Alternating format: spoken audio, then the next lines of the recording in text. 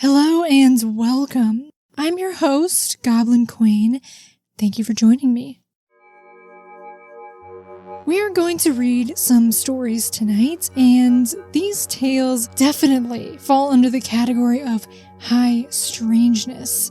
Our focus tonight is going to be on a very strange encounter that was posted on Your Ghost Stories. If you're not familiar, that's a website where people submit their first-hand paranormal experiences.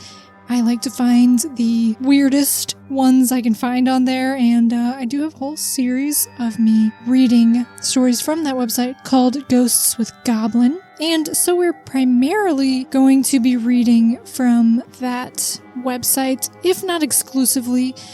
I'm not sure. I'm going to see how much time we have, and I have some extra stories we can read if we need to fill a little bit more time.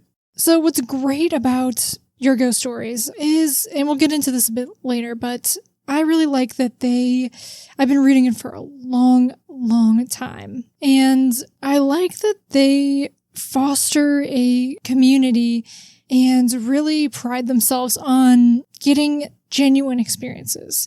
And obviously that's not something you can know 100% for sure, but you can just kind of get a sense of it when you read a story, I think. When you read a lot of stories, you can just kind of get a sense if someone's telling the truth or if they're spinning a yarn. So this story, you can decide for yourself. Well, we're going to read a couple stories.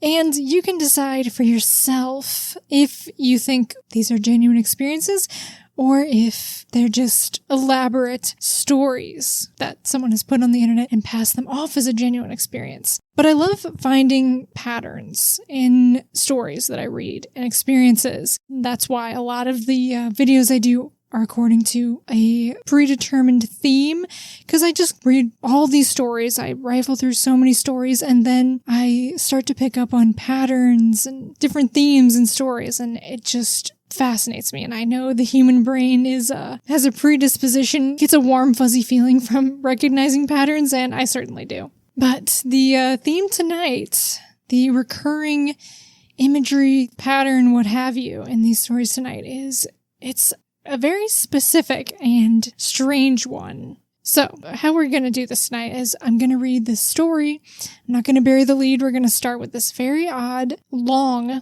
story and kind of splinter off from there. Because another thing I love about Your Ghost Stories is the comment section. People often will leave their own experiences and just really interesting cultural insights and stuff in the comments. So there's a lot of splintering off from this story that I found to be very interesting, and hopefully you will too. Now, I'm not sure how well known this story is on other forums like Reddit. Obviously, it's posted on Your Ghost Stories, but I could see it getting passed around because it is so unique and specific. So, I don't know if you have heard this before, but even if you have, it's worth a revisit. So, let's get started. This story was posted in 2013 on Your Ghost Stories by a user named Clarence. It's called Puppet People. I've been a frequent visitor of YGS for several years now. I know the drill. This is a place for real ghost stories. And I can promise you that the tale I'm about to tell is wholly nonfiction. Whether or not the events as I remember them actually happened in the manner described is, of course, debatable. But the story itself is not something that I have intentionally made up. It's probably the single scariest thing that has ever happened to me, and arguably the one experience from my childhood that has affected me more than any other. New Orleans, 1991. The first time that I experienced something supernatural, I was about 7 years old and faking being sick so that I could stay home from school because of this kid who had been picking on me during recess. So I'm lounging on the sofa in my grandparents' living room when the sound of my grandmother coming down the stairs filters in from the foyer. I quickly close my eyes, getting into character. I hear my grandmother enter the den and shuffle around for a moment, gathering her things. The jingle of keys, the snap of a wallet. After a few more moments of shuffling, I hear the side door in the attached rec room shut, and then a car starting outside. I wait a few beats just to be safe, and then open my eyes. Then I hear a creak. The sound comes from the attached rec room I just mentioned, which is actually an add-on my grandfather had converted from a 2-car garage. The room is fully equipped with a wraparound sofa, a stocked bar, a closet full of G.I. Joes, and a large, state-of-the-art stereo system, circa 1991. Though, right now, my focus is on the toy closet. The only thing that divides the den and the rec room is a 4-inch carpeted drop, so I can clearly see across to the closet, which is built into the room's far wall. And, to my wide-eyed amazement, I can see that the closet door is slowly opening. I can't move. My eyes are fixed on the door as it casually swings open. This isn't a draft or overzealous hinges. Something is wrong here. Is she gone? The voice is a distinct whisper, clear and yet somehow not right. I can still hear that voice, as clear as day, in my memory. The first one leans out. He's shorter than the doorknob and looks, for lack of a less ridiculous reference, like a humanoid puppet from the American children's show Sesame Street. Fuzzy, light pink skin with a shiny black nose, big, cartoonish eyes, and a tuft of troll doll-like hair atop his football-shaped head. The only difference is this little guy isn't being puppeted by anyone, and his legs are clearly visible. I'm so fascinated by this aspect that I'm suddenly overwhelmed by the desire to get closer, to get a better look at this puppet person. My fear takes a back seat to my childish curiosity as I begin to sit up. Then I hear a grunt. What seems to be an affirmative response to the first puppet's question. This new voice brings me to a halt. If there was something vaguely creepy about the first one's tone, then this second one's voice is downright disturbing. People don't sound like that. The first puppet exits the closet, followed by his nearly identical companion. The two of them are only visible for a moment as they hurry behind the rec room's wraparound sofa. Once again, my fear subsides, giving way to curiosity. Trying my best not to make a sound, I slip down off the den's sofa and slowly crawl across to the rec room. The first puppet is now apparently bending over something behind the rec room sofa and his little denim rear end. They're both wearing faded gray denim overalls. Is now poking out from behind the wraparound couch. I make my way across the rec room, still on my hands and knees, following the long end of the sofa over to where I can see the first puppet's butt. I'm inches away when I finally stop crawling, too afraid to go any closer. I can't even bring myself to poke my head around the bend in the sofa, so instead, I simply reach out and place a hand on the puppet's back, saying in a timid whisper, "Hey." The thing instantly whirls around, its big puppet eyes now glaring at me as I retract my hand. It leans around the corner of the sofa, bringing us face to face, and I open my mouth to say something, though I'm not sure what I would have said. The puppet darts out a hand and pinches my arm, harder than I've ever been pinched before or since. Hard enough to break the skin on my forearm, and inevitably cause a small scab to form. Without a thought, I'm up and across to the side door and then out onto the lawn where I wait for what feels like hours until my grandmother finally comes back. She starts to scold me as she exits the car, something about faking sick just so I could go outside and play, but then she sees my face. At first, I don't want to tell her what took place. Even at 7 years old, I'm aware that these kind of things just don't happen. But then she asks about the tiny smear of blood on my arm, and I break down. I tell her a condensed version of the story. I even admit to fake sleeping earlier when she was leaving after my grandmother tries to insist that it was all nothing more than a bad dream brought on by the fever I had been faking all day. I don't admit to faking sick, of course, so the conversation ends there, at least as far as my grandmother is concerned. For me, though, to this day, it's still a constant debate. Am I simply crazy? Or did scary-ass puppet people actually dwell in the toy closet of my grandparents' rec room? I can remember weeks afterward, sitting in class or wherever and looking at the scab on my arm, and every time thinking, oh yeah, that happened.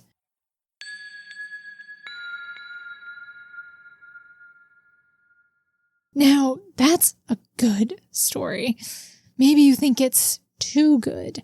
It is very well written, and Clarence admits that they are a published freelance writer, and while they acknowledge that this fact may lead people to believe that they are lying about this particular experience, they insist again and again that this story is genuine. The only person who knows for sure is Clarence, but according to their story, they weren't actually asleep, so we can't claim hypnagogic hallucination. They weren't actually sick, so we can't claim a fever dream. And they said they had a lasting injury from the encounter. They even include an illustration they made of the two beings. If you want to see it, I have all the stories linked to my source list in the video's description. But basically, it features two little guys with short, squat bodies and very large heads. Clarence mentioned in the story that one of them had a football-shaped head, but in their picture it's more of a teardrop shape. The other one's head is shaped kind of like a lemon wedge. They both have beady eyes, round, clown-like noses in the middle of their face, and small mouths. You can take this story as you like. You can believe Clarence and that it was a real, very strange experience that happened to them. Or you can just take it as a fun and spooky little story. Either way, it got a huge response on the forum it was posted. Our beloved Your Ghost Stories, of course. And there are tons of comments, several of which I think you will find very interesting. The first comment left was by a user named H2O Lily, who says, "I don't think I'll be able to sleep tonight. See my sister's clown-headed monster story I posted. You're probably pretty open-minded like she is, due to this experience. Anything is possible." Well, what choice do we have but to now read Lily's story, which is titled Sister's Clownhead Monster.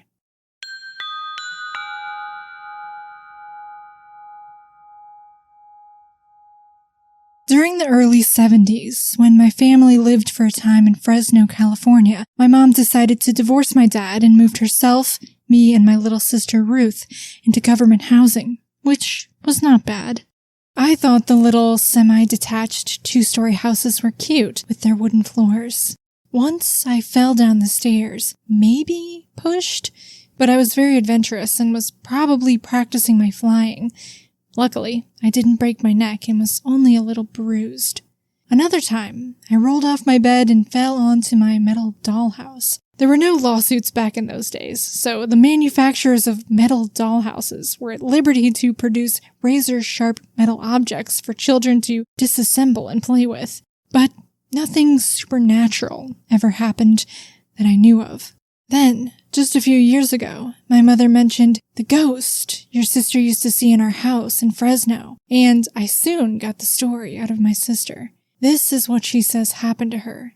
One moonlit night, she woke on her little trundle bed next to my big bed. She got up, wearing her itchy, footy pajamas, and toddled down the hall to use the toilet.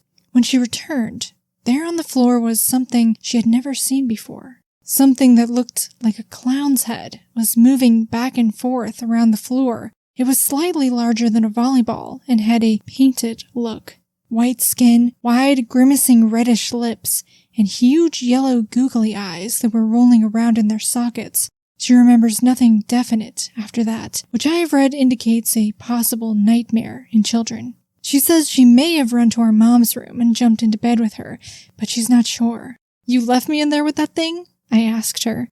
"You were asleep," she answered. I asked her how she felt this experience affected her life. "You become very open-minded about certain things," she said.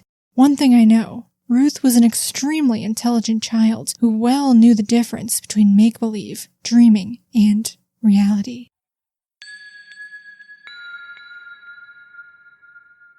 I love that story. Super creepy. I think there's something about the slight vagueness to it that makes it more effectively unsettling. Having all the minute details may add to the validity of some stories, but sometimes a lack of details is just spookier and stranger. Of course, this one could easily be put to scrutiny. The author of the story relates in the comments that she thinks her sister was about 5 at the time of the experience. So, Some will say that at such a young age, it is easy to conflate a dream with reality or to quickly take a mistaken object in a dark room for something sinister. But Lily iterates again and again in the comments that regardless of the possible explanations, her sister believes the experience to be a real event. Regardless, it lasted in her mind for over 40 years, so real or not, it had a profound effect on her, even causing a shift in her perception, as she stated that it made her become more open-minded about certain things. And Clarence, the author of our first story, does comment in agreement. They say, "Exactly. I'm certain if it hadn't been for my experience with the puppet people, I would be a different kind of person today. I would probably be less open-minded and more quick to judge others' experiences, and my ears definitely wouldn't perk up every time I heard someone say, 'The strangest thing just happened to me.'" I'm with you, Clarence. My ears perk up when I hear that phrase as well. I think we can all agree on that. One more short comment under Lily's story is from Basil Lisa, who says, "I saw a similar thing in my grandparents' flat when I was 3 or 4. I always thought it was just a bad dream, though." They don't go into any more details than that and never posted their experience on the website, unfortunately, but yikes. Sounds like there could be more creepy clown heads rolling around out there. Let's go back to the comments on the puppet people story. Danny says, "Now, I don't know if this is real or not, but I know that I have seen those puppets. When I was about 4, my bathtub had the sliding glass doors. While I was taking a bath with the sliding door shut, 2 little puppets with the weirdest voices popped up out of nowhere and started talking to each other right outside the glass door. I sat there scared, but I had got the courage to scream for my mom, and as soon as I did, they disappeared. After that, I couldn't take a bath alone for a very long time." You'd think that a story like Clarence's would be totally and wholly unique, but no. Here we have another person who says they have seen the puppets. How wild is that? Wild as that seems, it doesn't stop there. A comment from Tweed says, "What the hell? I saw some critters like this when I was about 3 or 4. Not exactly the same as your sketch, but definitely of that ilk. Felt like skin, tufty hair, oval head, etc. I chalked it up to childhood imagination, but something's always gnawed away at me about that conclusion." Now, for those of you who don't know, Tweed is a bit of a YGS celebrity. They have nearly 2,500 posts and have published 35 stories on the website. So if you become a regular visitor to Your Ghost Stories, you get used to seeing the username Tweed. And they did post their encounter with what they say are similar entities to the puppet people in Clarence's story. Shall we read it? It takes place in Australia, and it's called Autonomous Toy Creatures. There's a story in my favorites list called Puppet People. This person's experience echoed with striking similarities, something I long assumed were a couple of childhood dreams. Ever since reading Puppet People and a few similar experiences in the comments, I've been fascinated with these odd toy puppet-like creatures. Recently I did a bit of digging, and one detail has thrown the dream theory sideways.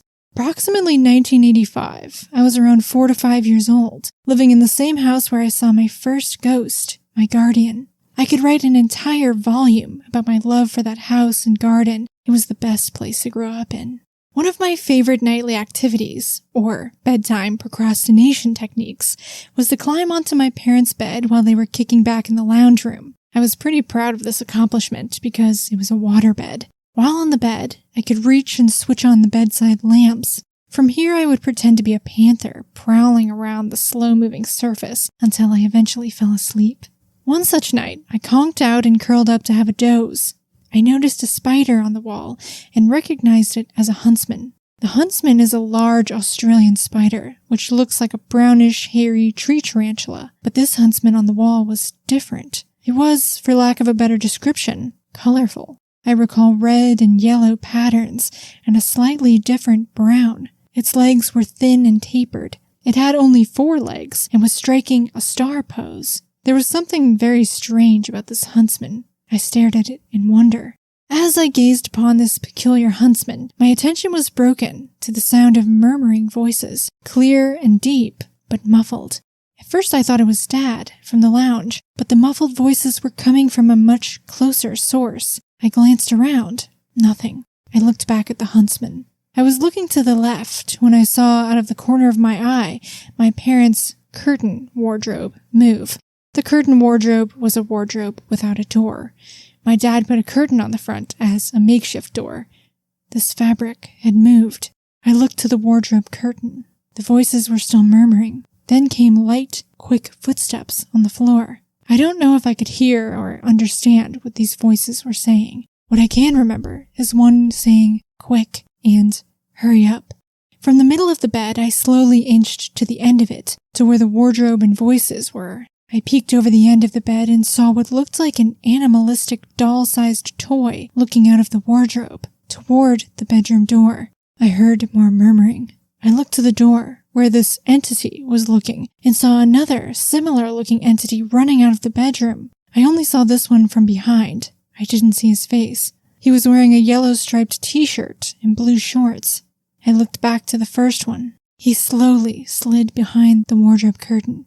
I could swear he was looking at me as he did this. Whereas before I was curious, but calm to be observing these beings, that calmness was replaced with fear when the creature appeared to stare at me while slowly slipping behind the curtain. I feared I had been seen by it. Then I heard something I still get the creeps thinking about. Shh. The loudest shushing I've ever heard. Everything fell silent, except for the TV in the lounge. I made haste to the other end of the bed, as far away as possible, and hid under the covers. I wanted to yell for my parents, but I knew they'd just put me in bed. The one that went running out of the room had turned the corner in the direction of my room. I definitely wasn't going in there. I peeked out from the covers and stared at the huntsman again. For some reason, this was comforting, like having company. I continued to stare at the strange spider until my mom came in and carried me to my room. I demanded that she remove all the dolls from my bedroom. I don't know why, but I had an aversion to dolls after this. These critters didn't look like dolls, though. They looked more akin to soft toys, so I don't know why I didn't freak out about the soft toys instead. The other time I saw one of these guys was in the backyard. This time is less vivid and less eventful. I was around the same age. It wasn't too long after the first time.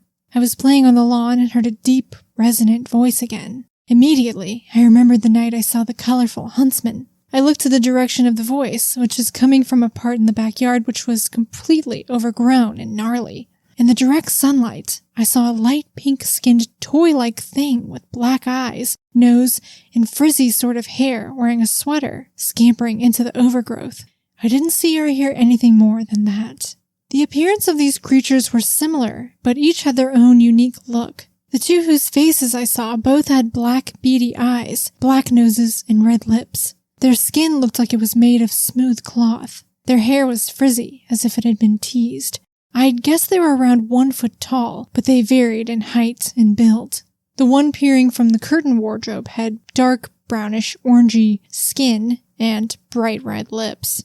I think this is the one that had done the shushing. I didn't get a look at his body, just his face poking out of the curtain. I'd say he was slight of build, going by his gaunt face. His nose was pointed. The one running out of the bedroom had darker brown skin. He had a heavier build and a much larger head. I didn't get a look at his face. The one outside was much lighter skinned, very pale pink, with a droopy red mouth and flatter nose.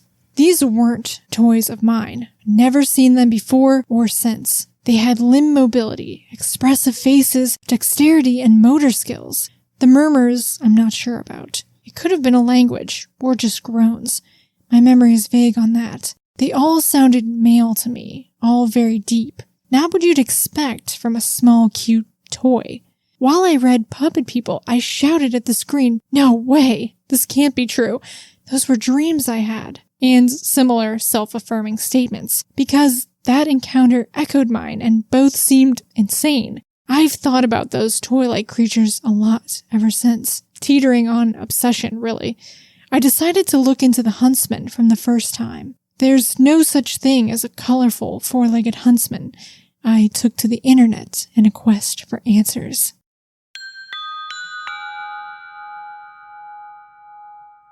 So, Tweed goes on to explain that from a flurry of internet searches, they discovered that the spider they saw on the wall was a real spider called the St. Andrew's Cross spider. Feel free to look up images of those spiders on your own time. Arachnophobics, be glad that this is just audio and not a video, so you don't have to look at pictures of giant Australian spiders. But Tweed said that when they saw the picture of the correct species of spider, that night came flooding back to them. Hence, like they said at the beginning of the story, that made them kind of toss out or heavily question the theory that this was just a dream. A comment under this story left by Lady Dark includes a link to a thread on the Unexplained Mysteries discussion forum from 2005. This forum includes a copy and pasted story from the website of a writer and journalist named Brian Bethel. The story, which is claimed by Bethel to be a true story, also recounts a strange and frightening childhood experience involving Muppet-like creatures. Although they aren't actually seen running about in the room with him, like in these other stories, but appear on a television screen and seem to interact sinisterly with the young witness. Now, while this seems to fit right in with our theme for the night, and appears to be yet another encounter with a bizarrely specific supernatural phenomenon, I don't think I'm going to read it for you. The reason being that, while these stories are strange and possibly hard to believe, I do find that these seem to be presented in a way that seems earnest and genuine. True, the first one is well written and penned by an author, someone who literally makes up stories, but YGS, or Your Ghost Stories, is a website that prides itself on presenting real ghost stories or paranormal experiences. Stories that seem to be made up are often called out in the comments, and you can kind of just tell when a story is exaggerated or made up, right? Now, of course, I can't say for sure that the stories by Clarence and Tweed are real, but to me they seem to be at least presented earnestly. Both of these people are very responsive and interactive in their comments, and receptive to critique, acknowledging remarks made by people that, it does seem hard to believe. You get my point. This story by Brian Bethel, which is titled Evil Muppets, I have my suspicions about it. To me, it reads much more like a creepypasta than a real experience. There's also the fact that Brian Bethel is kind of a paranormal internet niche micro-celebrity, famous for pretty much kicking off the Black-Eyed Kids sighting phenomenon. I'm sure most of you are familiar with that, if you have an interest in paranormal topics and stories.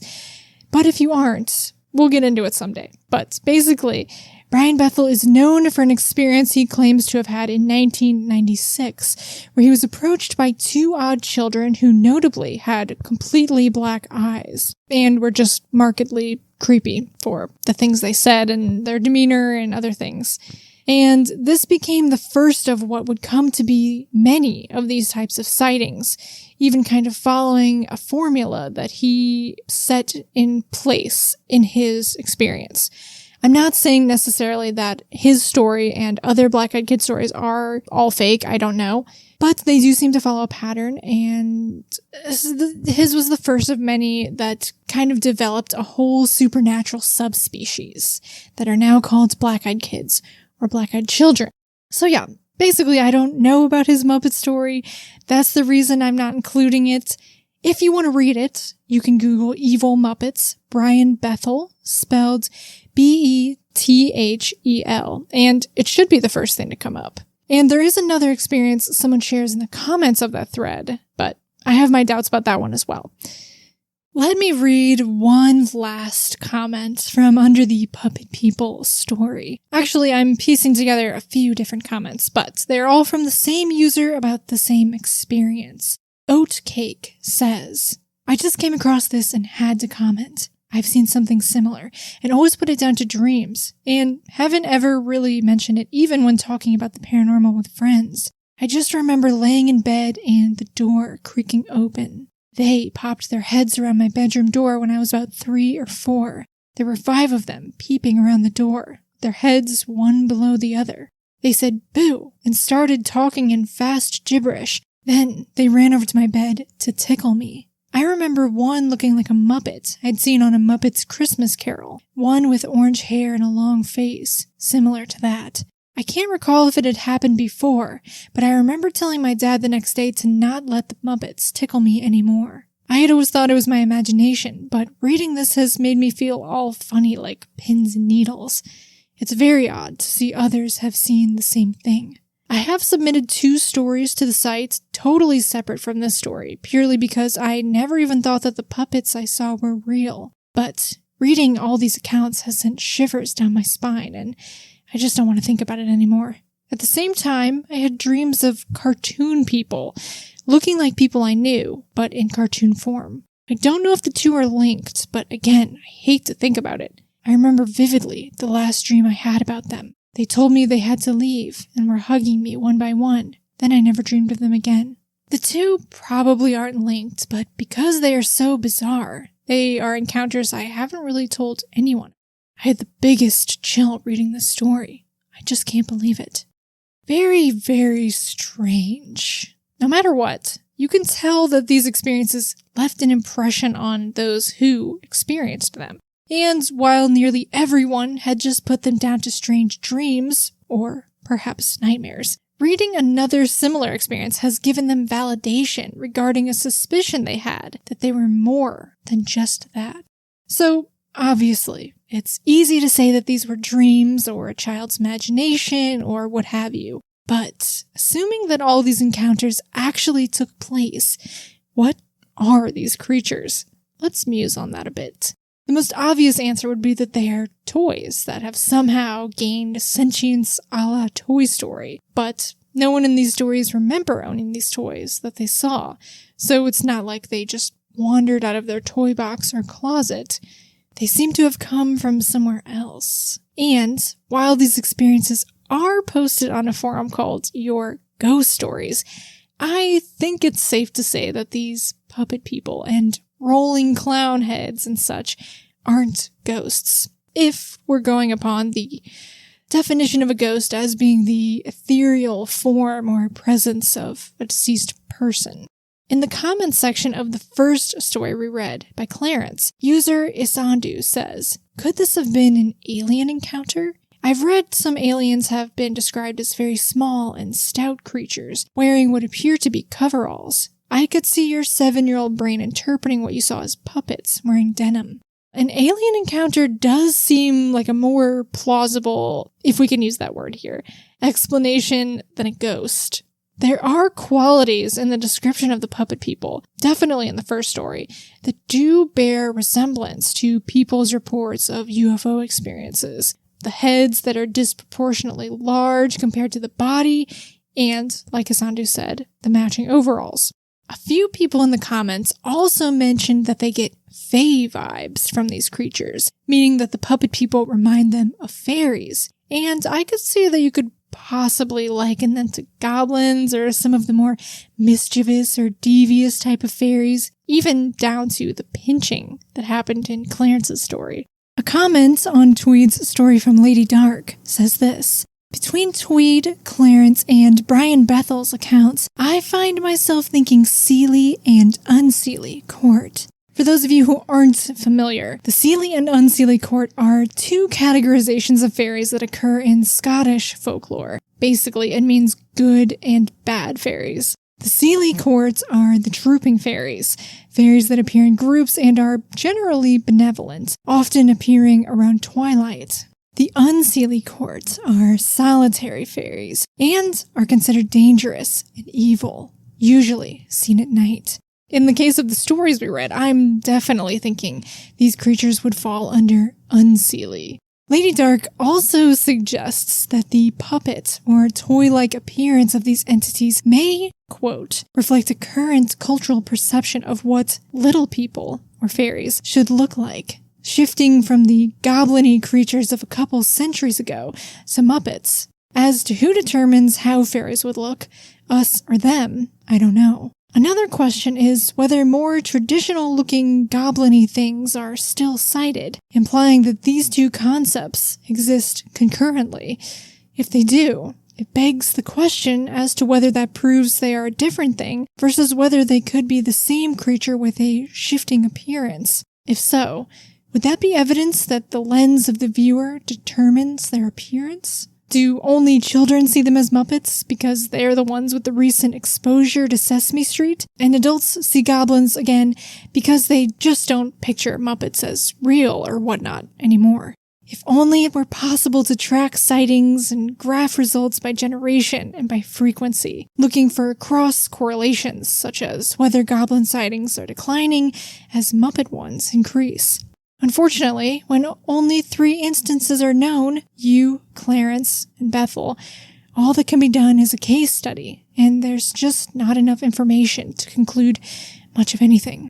While it seems that there are a few more than just 3 stories, we're not quite done yet either. But Lady Dark presents some very intriguing points, and in regards to their comment about tracking and graphing fairy sightings, we're very fortunate now that Simon Young is beginning to do this with his fairy census. And speaking of the fairy census, I did take a quick peek to see if any similar encounters appear in those. And I did find one mention in the second and most recent fairy census. It took place in Idaho sometime between 2010 and 2020 when the witness was in her 40s. They reported the time as being between 9 p.m. and 12 a.m. They said, "While camping, I was alone near the campfire. My friend was in the tent. I finished my book by the fire. I felt presences. I looked up and to my right. I saw a crowd of beings, some small, furry, and dark, others Sasquatchy, all staring. I didn't believe it. I rejected it and went into the tent. We watched the full moon travel from left to right to sink behind a cliff. As it did, the light dimmed to dark. My partner hit me. I opened my eyes, and it was getting lighter, brighter. The moon rose back up into the air, above the cliff. I blacked out and woke up the next day. I don't know how long we were out there." Bit of an odd and vague story. They reported time loss and an Oz factor effect, where everything went profoundly silent before their experience, and they felt their hair prickling. Now, the relation to our other stories comes in the description they give of these beings they saw staring at them. The witness reported they looked like, quote, like Muppets from the Muppet Show. Furry, different colors, sizes Bigfoot-like to small ones. Strange. So now we have giant Muppets thrown into the mix? Oh dear. So, like Lady Dark mentioned in the last comment I read of theirs, I saw a few people suggesting that whatever these creatures are, they are taking the shape of puppets or toys, perhaps in an attempt to appear disarming to children, taking on a form that might not scare them. If you lean into that theory, it is interesting that the entities seen are puppets, because if you think about it, a puppet is, of course, something that is made to be manipulated by something else. Except that the puppet creatures in the stories didn't seem to be trying to get the attention or to communicate with the children who saw them, at least initially. So I'm not sure if they would need to take on a form that's appealing or welcoming to children if they didn't even know they were being observed. What do you think of all these stories? Are they just the result of hypnagogic hallucinations, dreams mistaken for reality, or a child's vivid imagination? Any one of these possibilities shaped by the context of imagery absorbed from children's television programs? Or, if they are supernatural in nature, what are the origins and nature of these beings? Maybe I'm thinking about it too much. They are great stories, no matter what. I really enjoyed reading them. And for me, it's just always fun and interesting to see patterns emerge in people's personal experiences, especially ones that are so specific and bizarre. And if all these stories are fake, if they are simply fabricated and presented as real, then what makes them so effectively chilling and unsettling to us as readers? Is it the idea of something intended for children, such as a toy, gaining sentience and taking on sinister qualities? There are plenty of movies, TV shows, and media that have capitalized on this fear of evil, sentient toys. Chucky, Slappy, the ventriloquist dummy from Goosebumps. I mean, he's basically a puppet. Or is it the highly odd details that boggle the mind, taking our expectations of the world outside of the bounds of what is normal and expected, and leaving us in the uncharted territory of the strange and unexplainable? I do think we have time for one more story. So I'll read this one and then we'll finish up for the night. This one is going to come from the paranormal subreddit, and it was submitted by NoLeg6271.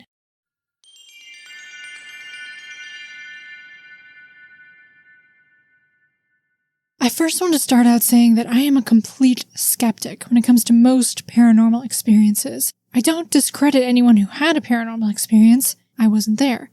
However, I do believe that most paranormal events have a rational explanation. That being said, one of my earliest memories involved the first time I climbed out of my crib. I don't remember much, but what I do remember is vivid. I was in my parents' room and had been put to bed. My grandmother had come down from out of state, and that evening, her and my parents were in the living room playing Yahtzee together. While in my crib, I distinctly remember a puppet of an old man hovering over my crib. It looked like the critics from the Muppet movies. It was giving me the most menacing and angry glare. I did what any young child would do and immediately hid under the covers. When I peeked out from the covers, the puppet was gone. This was the first time that I had ever climbed out of my crib. I then ran down the hallway into my living room to my parents. My mom then picked me up and proceeded to carry me back to my crib. I don't recall having any other encounters that night or in the future. For most of my childhood into my teen years, I wrote that off as a bad dream until I was about 18 years old. I was riding in the car with my brother, he's older by 4 years, and told him about the experience. I told him about a dream I had of a puppet hovering over my crib. My brother asked me if it was an old man. Bear in mind, I had never spoken to him about this before. I said, "Yes. How did you know?" He told me that he was in the bed across the room and recalled a night where he saw the old man puppet hovering over my crib. He said he got so scared that he too hid under the covers, and when he peeked his head out, both myself and the puppet were gone. Not sure if anyone else has had this experience or a similar one. If anyone has a rational explanation, I'm open to it, but any input would be helpful.